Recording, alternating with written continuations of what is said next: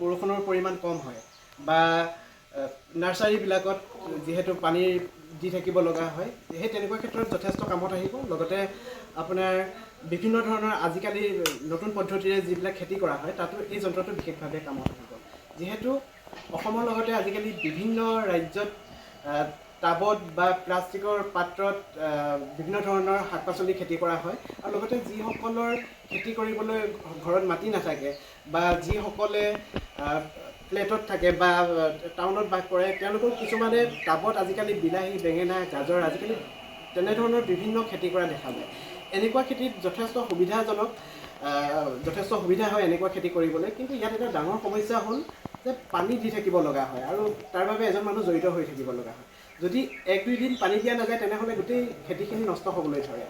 গতিকে তেনে ক্ষেত্ৰত যদি এই যন্ত্ৰটো ব্যৱহাৰ কৰে, তেনেহ'লে ই বতাহৰ পৰা কৃত্ৰিমভাৱে পানী সৃষ্টি কৰি খেতি পথাৰত যোগান ধৰিব।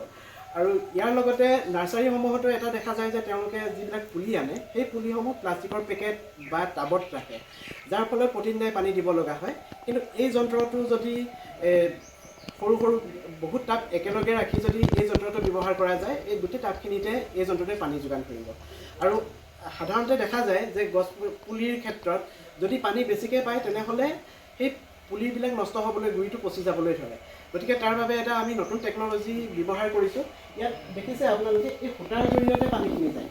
যেনেদৰে এটা মাটি চাকিৰ ক্ষেত্ৰত চাকিৰ জুই জ্বলিবৰ বাবে যিখিনি তেলৰ প্ৰয়োজন হয়, সেই নিৰ্দিষ্ট ঠিক তেনেদৰে এই যন্ত্ৰটোতো যিখিনি পানী থাকিব, সেই পানীখিনি যিমানখিনি গছজোপাৰ বাবে প্ৰয়োজনীয়, পানীখিনিহে গছজোপাই সূতাৰ জৰিয়তে শোষণ কৰি গৈছে। যিখিনি অতিৰিক্ত পানী, সেই পানীখিনি যন্ত্ৰটোৰ ভিতৰতে 6-7টা বা 8টামান মেচিন দি এই যন্ত্ৰটো এটা আপোনাৰ কম খৰচতে উপলব্ধ হ'ব।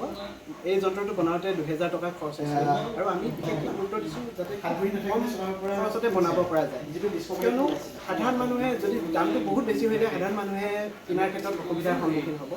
আৰু সেইবাবে আমি যাতে খুব কম খৰচতে বনাব পাৰোঁ, তাৰ কাৰণে খুব অত্যাধুনিক টেকন'লজি ইয়াত ব্যৱহাৰ কৰা হৈছে। আৰু ভৱিষ্যত পৰিকল্পনা দিবৰ বাবে এটা বিশেষ কেইবাজনো ব্যক্তিয়ে মোক কৈ আছে যে তেওঁলোকৰ